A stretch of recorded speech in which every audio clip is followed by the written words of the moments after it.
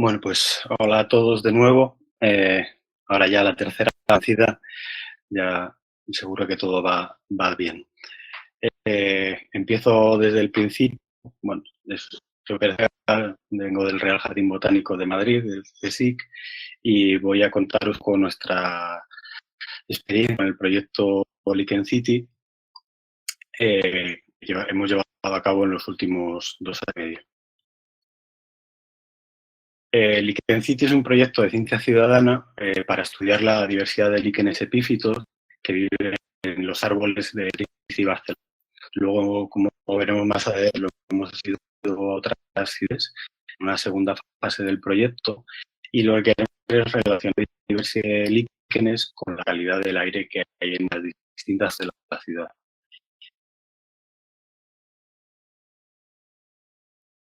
Como los líquenes no son unos organismos muy conocidos, de hecho, uno de los objetivos principales del proyecto pues era darles a conocer al público en general, ¿no? Unos organismos que a menudo, como pasa con además otros organismos de tamaño pequeño, pues pasan desapercibidos. Entonces voy a hacer una pequeña introducción a lo que son los líquenes, o al concepto que hemos últimamente de lo que es un líquen, a modo de introducción.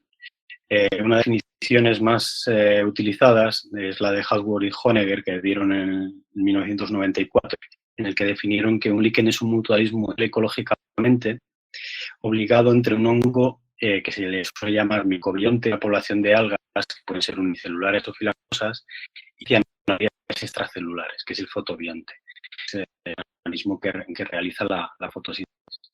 Cada uno de estos organismos por separado, vemos aquí tanto un hongo como un alga en medios de cultivo, no se parece nada a cuando de forma simbiótica en la naturaleza, que forman una estructura que es lo que vemos a todas las células del fotobión, incluye dentro de la estructura que forma el hongo, o ya en una visión más lo que solemos ver en las ramas de los árboles, pues las especies que vemos aquí, que son las estructuras que forma esta simbiosis. He dicho en esta definición que es una simbiosis obligatoria, ecológicamente obligatoria. No es del todo cierto. En las últimas 2 décadas los científicos han encontrado algunas excepciones a esta definición. Por ejemplo, el más famoso es el caso de Stichting y Conotre, que vemos aquí en la imagen, que realiza una simbiosis que se llama facultativa, una liquenización facultativa. Dependiendo si crece sobre corteza de Populus, se liqueniza, o si crece sobre madera muerta, aparece como saprótrofo. Pero solamente conocemos 2 o 3 casos de este ejemplo. En el caso de las algas o del fotobionte de algas y cianobacterias, nuestro desconocimiento es aún mayor, porque no sabemos realmente si aparecen de vida libre en la naturaleza. Recientemente se ha propuesto que los hongos podrían ser organismos que, igual que los seres humanos, pues descubrieron la agricultura en un momento dado, y que cultivan sus fotobiontes, sus algas o cianobacterias, de la misma manera que nosotros cultivamos pues, cereales o otras hortalizas. Sin embargo, esto se ha propuesto con un grupo de basidiolíquenes y no se sabe hasta qué punto es cierto. En las últimas 2 décadas también el concepto del talo liquénico ha ido cambiando, y hemos dejado de verlo como un ente aislado, a verlo más como un ecosistema, en una evolución muy en paralelo al desarrollo que ha habido en la microbiología durante estas 2 últimas décadas, sobre todo debido a la aparición de métodos de secuencia masiva, ¿no? Que permiten hacer el estudio de ADN ambiental. Entonces, ahora sabemos que en los talos liquénicos hay multitud de comunidades de bacterias que tienen sobre todo importancia en la producción de vitaminas y en la fijación de nitrógeno para el talo liquénico. Además de estas bacterias, en la última década también se ha revelado que en en el talo liquénico no solamente está el hongo que forma la simbiosis liquénica, sino que igual que pasa en plantas, hay una diversa comunidad de hongos endófitos. Aquí podéis ver en la foto algunos cultivos de algunos de estos hongos asociados a los talos liquénicos.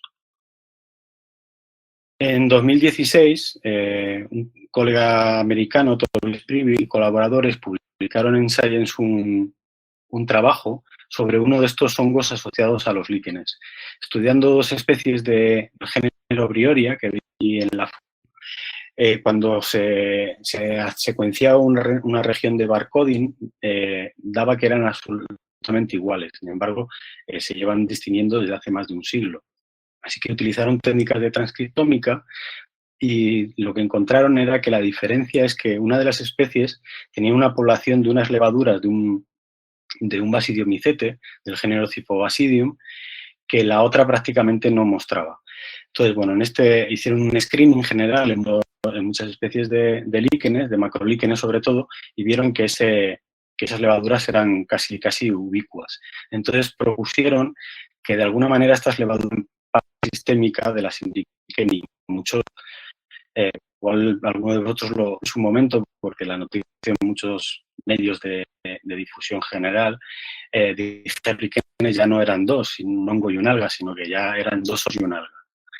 Esto ha sido muy debatido en tecnología y, bueno, a día de hoy varios trabajos han puesto en tela de juicio esta afirmación. Todavía no se sabe el papel de estas levaduras en la biosis. Una característica fundamental de los líquenes es que son organismos poiquiloides, es decir, que tienen mecanismos activos para regular la entrada y salida de agua y de gases. Esto les permite, por otro lado, tener una capacidad para estar,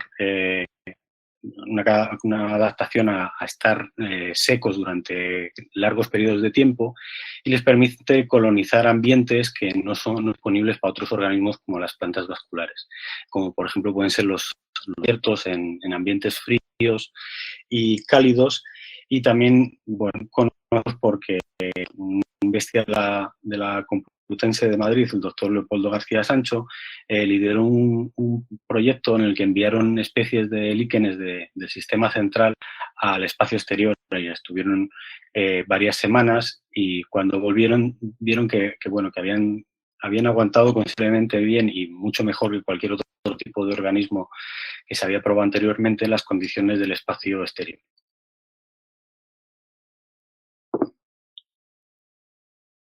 Una cuestión es que mucha gente piensa es que los líquenes son un grupo monofilético, un grupo homogéneo de organismos.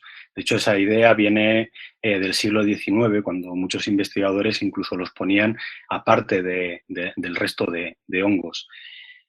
A día de hoy se sabe que la liquenización como estilo de vida, es decir, el asociarse con algas y formar talos liquénicos, ha ocurrido varias veces a lo largo de la historia evolutiva de los hongos.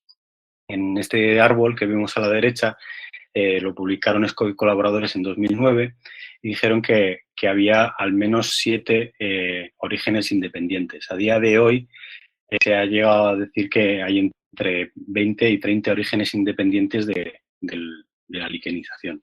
Es decir, los líquenes no forman un conjunto homogéneo dentro de los hongos. En cuanto a los biotipos principales, pues distinguimos crustáceos, aquellos que están adheridos al sustrato y que difícilmente podemos separar de él, foliares, que forman una especie de estructura como hojas y que están adheridos pero se pueden separar, y luego fruticulosos, que tienen una forma así como de pequeños arbustos. En cuanto a hábitats, pues los podemos encontrar prácticamente en todos los hábitats que nos vengan a la cabeza, de epífitos, como son aquellos que hemos utilizado en este proyecto de Lichen City, saxícolas sobre piedras, folícolas en zonas tropicales o que tienen ambientes tropicaloides, terrícolas en los suelos y también o sea, que crecen sobre briófitos. Los líquenes se estima que cubren alrededor del 8% de la superficie terrestre. Ha sido, o sea, la liquenización es una estrategia evolutiva bastante exitosa y los podemos encontrar desde altas latitudes, como en este paisaje que encontramos en zonas boreales, donde encontramos estos campos del líquen de los renos del género Cladonia, hasta las zonas tropicales y ecuatoriales. Y también desde el nivel del mar, incluso se conoce una especie que vive totalmente siempre por debajo del límite de la marea, hasta pues las altas montañas. La cita más creo que son 7.600 del Himalaya. O sea que en conjunto podemos decir que la similiquénica ha sido una estrategia evolutiva muy, muy exitosa.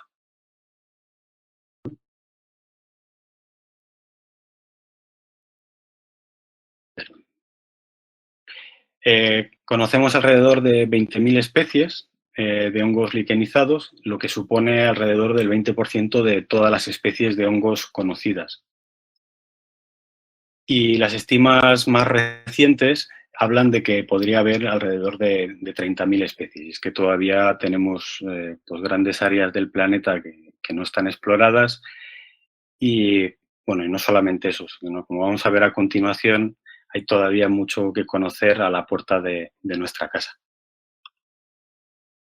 Los líquenes proporcionan diferentes servicios ecosistémicos, pueden servir de refugios para artrópodos, de alimento, como el caso que comentaba antes del líquen de los renos, especies del género Cladonia, y también algunos animales los utilizan para realizar la construcción de estructuras de anidamiento. Aplun y Wardell en 2013 hicieron una revisión de los servicios ecosistémicos de los líquenes, entre los que destacan sobre todo el ciclado de nutrientes. En un trabajo del 2012 se estimó que alrededor del 12% del nitrógeno y el 8% del carbono anualmente es por parte de simbiosis liquénicas.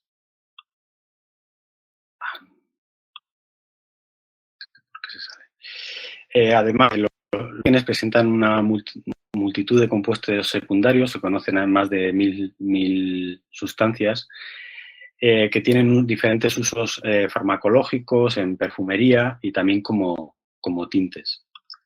Pero quizá uno de los usos más importantes que los humanos le damos a los líquenes es su papel como bioindicadores, que es el papel que hemos utilizado en este proyecto de ciencia ciudadana. Un bioindicador es un organismo que puede ser usado para la identificación y determinación cualitativa de factores ambientales generados por el ser humano. Esta sería una de las definiciones más aceptadas. ¿Y por qué los líquenes son tan buenos bioindicadores? Por lo que decíamos antes de que no hay mecanismos activos que regulen la entrada y la pérdida de agua y gases en el talo. Por lo tanto, todos los contaminantes que están en el medio van a ser inmediatamente incorporados a la simbiosis y muestran una gran sensibilidad ante cualquier cambio que se registre en el ecosistema donde viven. Aparte, tienen un lento crecimiento, lo que ayuda a que se puedan hacer un seguimiento a largo plazo y que si además esos contaminantes van acumulando a lo largo del tiempo. Los líquenes se utilizan como bioindicadores, sobre todo de contaminación atmosférica, pero también se han usado para estudios de fragmentación de hábitat y últimamente también para estudios de cambio climático. La primera persona que se dio cuenta de que los líquenes reaccionaban a la contaminación atmosférica fue el liquenólogo finlandés William Nylander, que pasó gran parte de su carrera en París. Nylander es un caso excepcional de científico. Él solo describió más de 4.000 especies de líquenes durante su vida.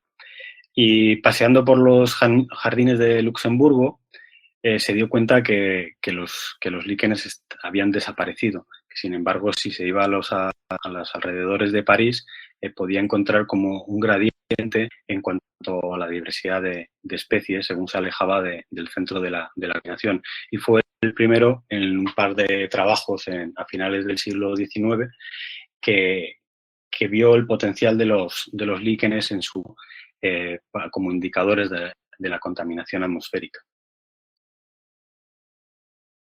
Temas más recientes hablan de cerca de 800.000 muertes anuales en Europa derivadas de la contaminación atmosférica.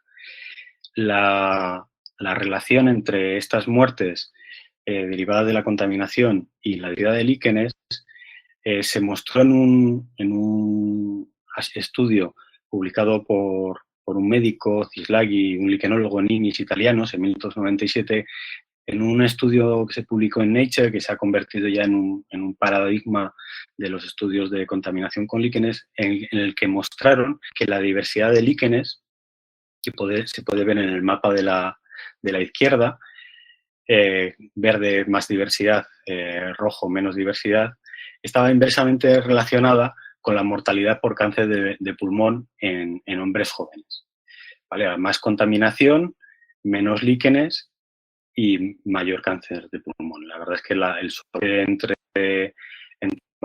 ambos mapas, que es de este mapa de la región del Véneto en Italia, es impactante.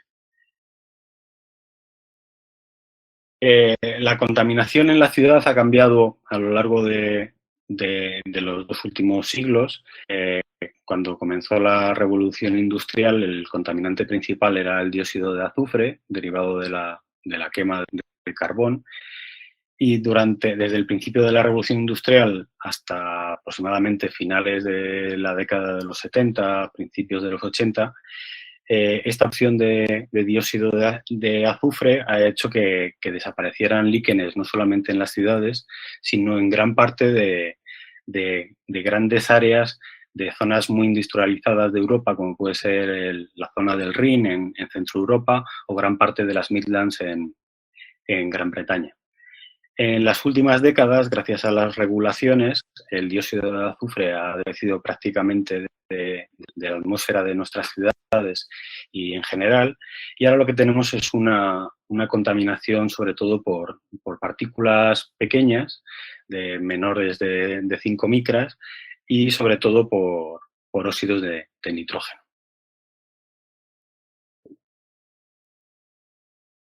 Esta contaminación produce diferentes efectos en los líquenes. Podemos observarlos en la actividad enzimática, cambios en la permeabilidad de las membranas celulares, cambios en los tipos de reproducción y cambios morfológicos. Aquí, por ejemplo, en las fotos podemos ver la misma especie en una zona no contaminada y esta especie, Santoria parietina, en el centro de Madrid. Como veis, la forma del talo no tiene prácticamente nada que ver. A nivel ecológico, pues los aumentos de la contaminación están relacionados con una disminución en la diversidad y en la abundancia de las especies, que es la base que utilizamos para este estudio de Lichen City. A continuación voy a hablar un poco de los antecedentes del proyecto. En 1977, Ana Crespo y colaboradores de la Universidad Complutense de Madrid publicaron un estudio sobre la contaminación atmosférica en la ciudad de Madrid utilizando indicadores liquénicos. En ese momento encontraron 30 especies de líquenes y prácticamente el centro de la ciudad era un desierto liquénico, no encontraban ninguna especie. En el 2017 nos propusimos hacer un muestreo en los mismos puntos que se habían estudiado en 1977 para ver cómo había cambiado las comunidades en estos 40 años y ahora que el contaminante principal también había cambiado y sobre todo que hay más medidas mitigadoras de esta contaminación atmosférica. En este muestreo encontramos 21 especies más de líquenes que en 1977, sobre todo no encontramos zonas de Madrid que no tuvieran ninguna especie. Siempre hay árboles que no van a tener, o zonas en arterias principales que están muy contaminadas. Pero a nivel general, en los puntos que estudiamos, que siempre tratamos de investigar la contaminación de fondo, siempre encontramos especies. Y además encontramos algunas cosas francamente interesantes, que uno cuando se pone a estudiar la diversidad en una gran ciudad, pues siempre piensa que va a encontrar, y es natural que se piense así, ¿no? Porque es cierto, pero que va a encontrar una biota pobre, especies generalistas. Sin embargo, bueno, con los líquenes tenemos grandes lagunas, no sé si esa es la razón o que realmente hay ciertos puntos de la ciudad que son interesantes. El caso es que nos hemos encontrado algunas curiosidades relevantes. Por ejemplo, estas dos especies, Lecanora persimilis y Fabricia pelti, que solamente había una cita en toda la península ibérica. Y las hemos encontrado la primera de manera frecuente, la segunda es rara, pero bueno, en lo que serían las segundas citas para la península. Y más sorprendentes son estos dos casos. Son especies que no estaban citadas en la península ibérica. Leprocaulon calcícola, que es una especie que se ha descrito recientemente de Gran Bretaña y que hemos encontrado en la casa de campo. Y sobre todo el caso de Candelaria pacífica, que no estaba citado y que es el líquen más abundante en toda la ciudad. Forma estas manchas amarillas en los troncos que podemos ver en esta foto. Y realmente es la especie que mejor aguanta la contaminación y prácticamente lo podemos encontrar en cualquier árbol de la ciudad y sorprendentemente, pues bueno, se había confundido con otra especie y no había citas para la península ibérica. Y cuando estábamos realizando este estudio de comparación, hablando con los colegas del Nodo Español de Información sobre Biodiversidad, GBIF, que tiene su sede en el Jardín Botánico, pues bueno, hablábamos del proyecto y ellos habían comenzado una iniciativa con sus colegas en Barcelona para tratar de hacer fotos de líquenes en las ciudades, pero bueno, una idea así como muy difusa, que estaba ahí en el aire, y gracias a nuestro gestor de proyectos del Jardín Botánico, que es una persona, diremos, muy proactiva, nos convenció para que nos juntáramos bueno, pues por mi parte, que era el que tenía el conocimiento de los líquenes en las ciudades y conocía su biología y demás, y ellos que tenían las herramientas para hacer proyectos de ciencia ciudadana, como veremos a continuación, y que pidiéramos un proyecto. Y bueno, la verdad es que resultó satisfactorio, tuvimos éxito y FECIT nos concedió este proyecto. El objetivo principal era sensibilizar a la población urbana sobre los efectos de los contaminantes atmosféricos a través de su participación y de la observación de organismos vivos muy sensibles que conviven con nosotros en las grandes ciudades. Como objetivos secundarios, queríamos generar conocimiento, dar a conocer el papel, qué son los líquenes, su biología, su papel en el medio ambiente y su papel como indicadores de la contaminación atmosférica. También pretendíamos aumentar la corresponsabilidad de la ciudadanía, es decir, implicar al ciudadano en la toma de decisiones ambientales, pues de los resultados que pretendíamos obtener. Queríamos generar mapas de isocontaminación y de alguna manera generar mapas de mayor calidad que de los que dispone ahora mismo los ayuntamientos, dado que estos mapas que están derivados de una red de sensores físico-químicos que es muy escasa, porque estos sensores son muy caros y con esta iniciativa podíamos tener información de un mayor número de puntos y tener de alguna manera una navegación más fina que después traspasar a los responsables, a los gestores que toman decisiones. Todo basado pues, en una participación ciudadana. Y también uno de los objetivos pues, era testar si realmente esta participación ciudadana sea como base para estudios científicos. En cuanto a los resultados, pues queremos tener información sobre las comunidades liquénicas y con ellas generar mapas, como decía anteriormente, que pudiéramos pasar a las autoridades municipales. Y también, pues estos datos luego los queríamos poner en acceso público en el GB para que fuesen accesibles para cualquier investigación y queríamos tener una experiencia para ver si era replicable en otras ciudades. Esta primera fase de Lichen City se llevó a cabo en las ciudades de Madrid y Barcelona durante el curso 2018-2019. En Barcelona son 10 distritos y Madrid tiene 21. ¿Y quién estaba involucrado en este proyecto? Pues los centros escolares, que sobre todo centraron nuestra atención en cuanto a la participación, expertos liquenólogos de Madrid y Barcelona, que nos encargábamos pues de preparar los materiales y también de revisar las observaciones, y el resto de ciudadanía, naturalistas, voluntarios ambientales y otros colectivos que han participado.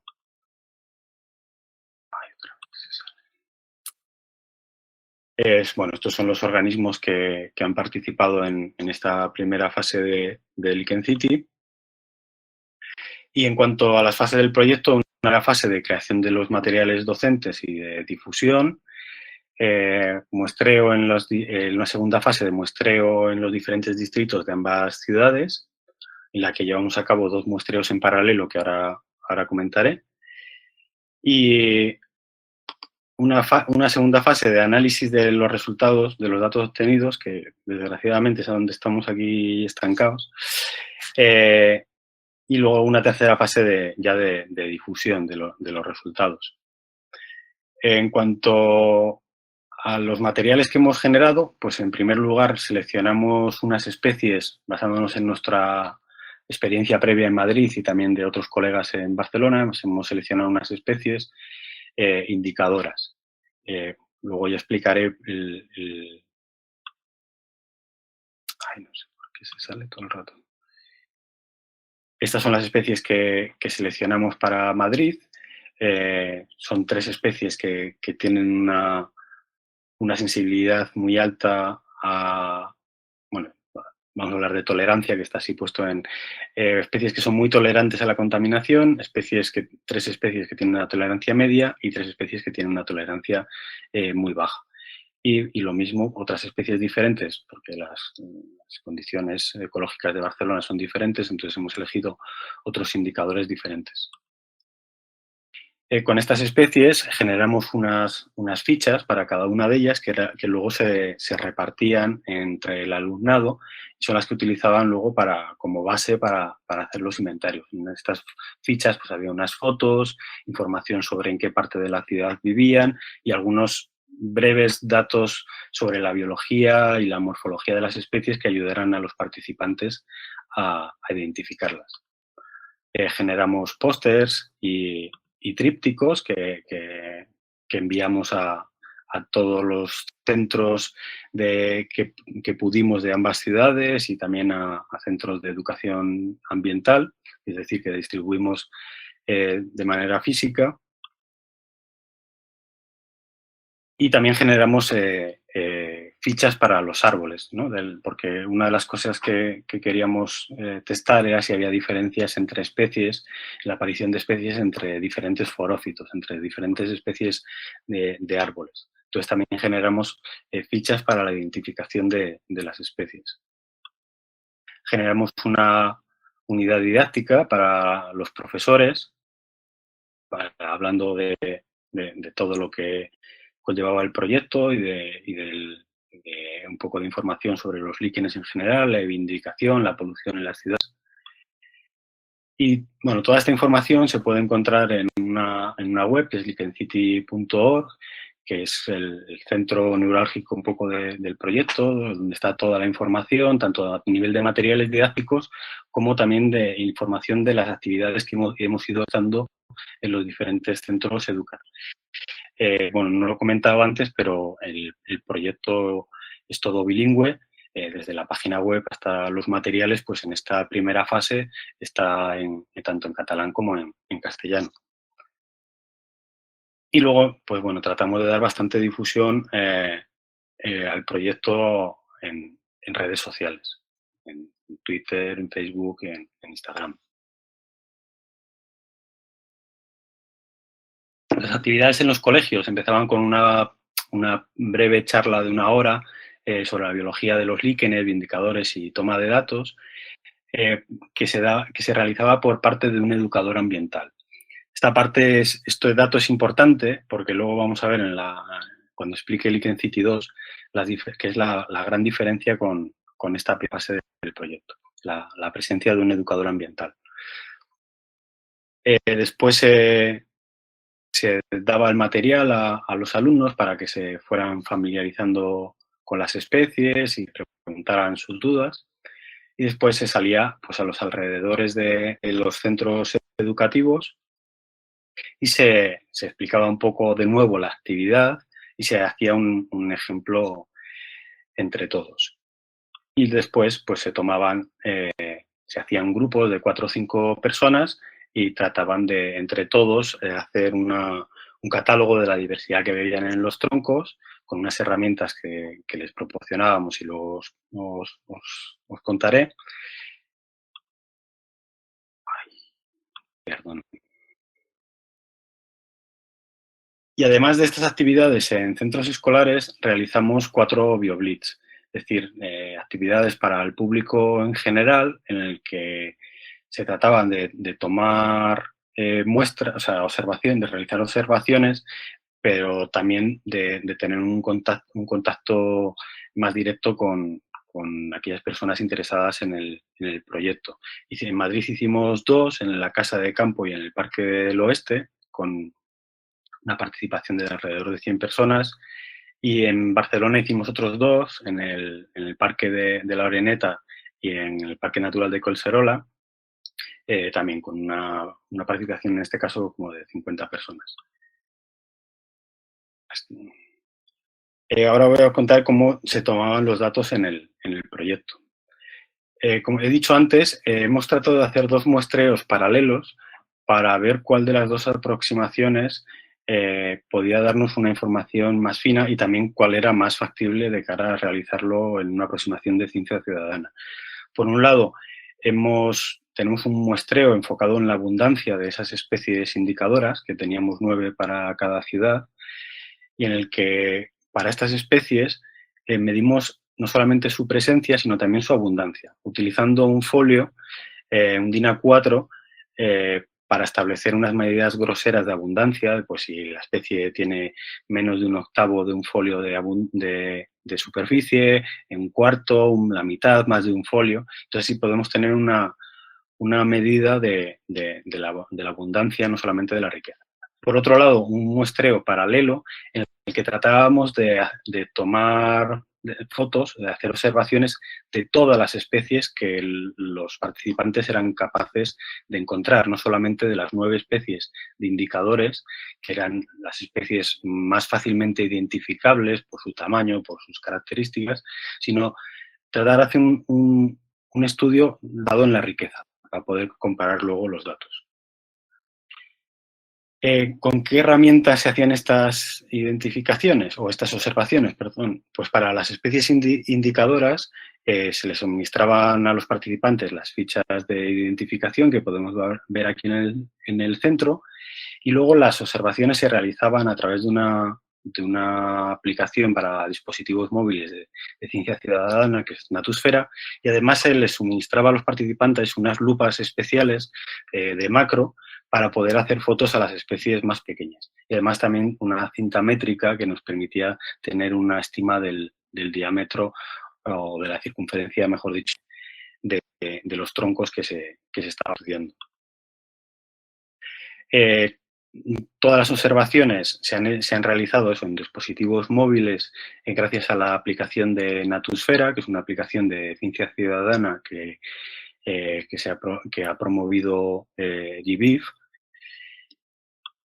Y con esta aplicación, pues los participantes tomaban fotos de las especies que observaban, trataban de identificar el árbol también, nos daban información sobre a qué centro educativo pertenecían y también la abundancia del líquen y el perímetro del árbol. Luego esas observaciones se sincronizaban con la página de Natusfera.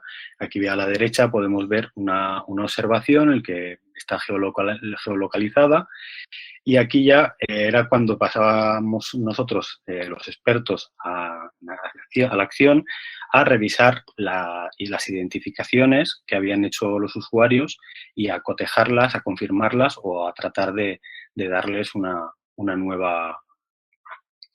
nuevo nombre. Todas estas observaciones pasaban a la plataforma de Natusfera y una vez que eran revisadas adquirían el grado que se llama de investigación. Entonces, una vez que esas observaciones adquieren el grado de investigación, pasan a formar parte de la base de datos de GBIF, de la base de información global de biodiversidad. Bueno, aquí vemos simplemente todas las citas que hay actualmente en GBIF, ¿no? El portal. Resultados, pues en la ciudad de Barcelona hicimos 30 actividades en las que participaron más de 800 personas y se realizaron 1.086 observaciones y se encontraron 20 especies. En la ciudad de Madrid hemos hecho actividades en los 21 distritos, hemos realizado 50 actividades en las que han participado más de 1.000 personas y se han realizado más de 3.600 observaciones, detectando alrededor de 25 especies. En total hemos hecho 80 actividades. Bueno, aquí simplemente decir que cuando nosotros planteamos este proyecto, hicimos la memoria para la solicitud, para FECIT, nosotros estimamos alrededor de 30 actividades entre las dos ciudades. Pero bueno, realmente luego la demanda, el éxito del proyecto fue tal que pensamos que era una oportunidad perdida si no aprovechábamos todo ese interés que estaban mostrando numerosos centros educativos de ambas ciudades, bueno, incluso de otras provincias que querían venir a hacer las actividades. Entonces, al final, pues bueno, haciendo un sobreesfuerzo, conseguimos realizar 80 actividades y tuvimos más de 2.000 participantes en el proyecto. Y en total hemos hecho eso, 5.000 observaciones y hemos detectado unas 30 especies en las dos ciudades. El éxito del proyecto ha sido grande, no solamente en cuanto al interés de los participantes, sino también a nivel de la difusión y del interés de los medios. En las redes sociales, sobre todo en Twitter, hemos tenido bastante actividad, con casi 500 seguidores, y la página web de Liquencit ha tenido, durante el periodo del año que ha durado el proyecto, ha tenido más de 16.000 visitas, con más de 11.000 usuarios únicos. Actualmente casi hay más de 1.500 visitas mensuales, a pesar de que este proyecto pues ya está prácticamente parado. Y bueno, todas las actividades, hemos tenido más de 100 apariciones en medios de comunicación, destacando pues, algunas entrevistas y algunos reportajes en cadenas de televisión de emisión nacional y además en horarios casi de time.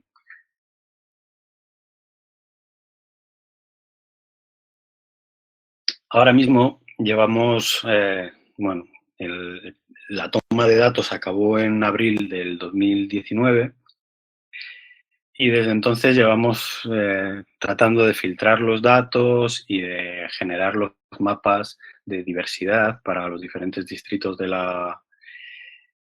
Madrid y Barcelona, utilizando herramientas de geostadística mediante una colaboración con un colega matemático de la Universidad de Castilla-La Mancha. Vale, lo tenemos prácticamente acabado, pero bueno, desde que mea culpa, desde que se acabó este proyecto, he tenido 3 oposiciones y ha habido una pandemia, entonces la cosa se ha ido retrasando. Me da un poco de vergüenza enseñar esto sin tener todavía los mapas, pero bueno, espero que en breve puedan estar ya disponibles y colgados en la página web. El, Gracias al, bueno, debido al éxito de Lichen City 1, podríamos llamar, pues eso nos animó a solicitar una continuación para expandir el proyecto a otras ciudades. Y entonces solicitamos el proyecto Lichen City 2 para llevarlo a las ciudades de Pamplona, Oviedo y Pontevedra.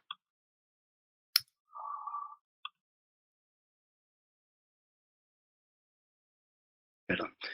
Este nuevo proyecto contaba con la colaboración de colegas de Galicia, de la Universidad de Vigo, Santiago, de la Universidad de Oviedo y de la Universidad de Navarra, aparte de parte del equipo que participaba en Lichen City 1, de los que trabajamos en el Jardín Botánico y en el JBIF. Y presentamos este Lichen City 2 como una prueba de concepto. Eh, el gasto principal de Lichen City 1 fue la contratación de educadores ambientales. Entonces, está claro que con la figura de un educador ambiental el proyecto funcionó muy bien. Entonces, eh, es una lástima, pero la realidad es que los recursos son limitados y, y el interés por llevar a cabo este tipo de actividades es muy alto. Entonces decidimos probar hasta qué punto era posible realizar una inversión inicial menor, centrándose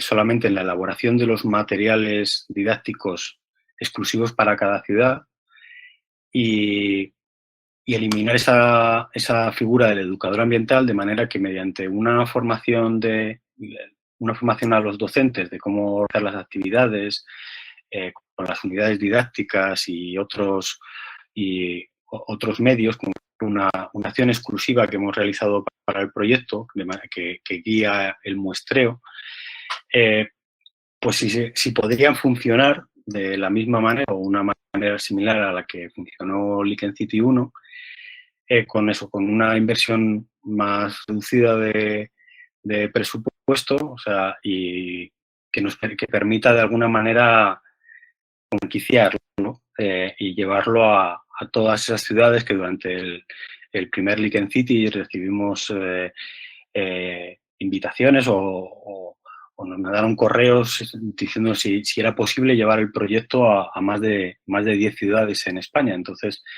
pensamos que podía haber un interés, pero evidentemente pues necesitábamos otra fórmula.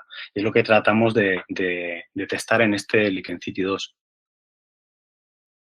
Hemos generado, igual que para el primer proyecto, hemos generado fichas para 9 especies indicadoras para cada una de las ciudades y también materiales didácticos, pósters, trípticos y, bueno, en este caso todos los materiales son catrilingües, están en galego, en asturiano, en castellano y en euskera.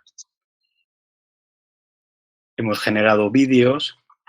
Si vais a la página web del proyecto, los podéis ver, que explican el proyecto y cómo realizar estas observaciones para participar.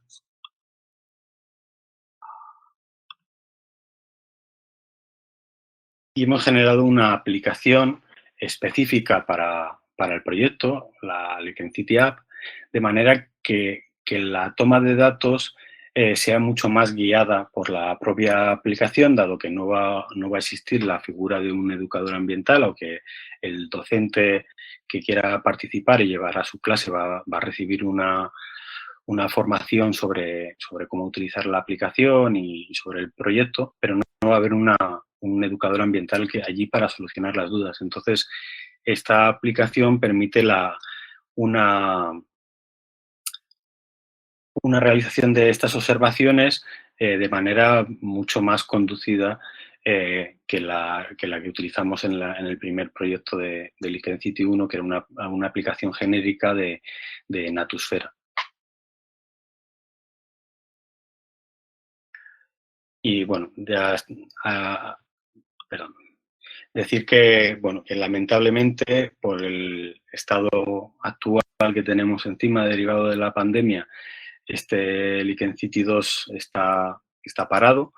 Hemos realizado pues, la primera fase del proyecto, la aplicación, los materiales didácticos, las fichas y demás, pero justo cuando nos íbamos a poner manos a la obra con la formación de docentes e iniciar la difusión más extensiva del proyecto en los centros educativos, pues bueno, se cerró todo en marzo y ahora mismo pues, bueno, las circunstancias no acompañan. Ya habéis visto el tipo de actividades que se hacen en el exterior, en el que hay mucha gente pegada a un tronco, no se pueden guardar las distancias de seguridad. Los líquenes son organismos pequeños, hay que acercarse mucho. Bueno, decidimos que no se daban las circunstancias para continuar. Entonces, bueno, nuestra intención es que cuando todo esto acabe, que esperemos que sea antes que tarde, pues dado que tenemos todos los materiales y está todo listo para empezar, pues que podamos llevarlo a cabo en las ciudades de Pontevedra, Oviedo y Pamplona y bueno, ver si realmente es factible esta nueva aproximación a realizar este tipo de estudios. Y nada, presentaros a los equipos del primer Lichen City y a los colegas de Lichen City 2. Esta una reunión que tuvimos en el Jardín Botánico cuando empezó el proyecto. Y bueno, dar las gracias a todas las instituciones que han participado y de nuevo a la organización de estas jornadas. Muchas gracias. Muchas gracias, Sergio, por tu charla, muy interesante. Y estamos viendo en el chat que hay bastantes personas que están mostrando interés en participar de aquí de Galicia. Así que, bueno, pues espero que también sirva para generar esa colaboración, que es uno de los objetivos fundamentales de este tipo de proyectos de ciencia ciudadana.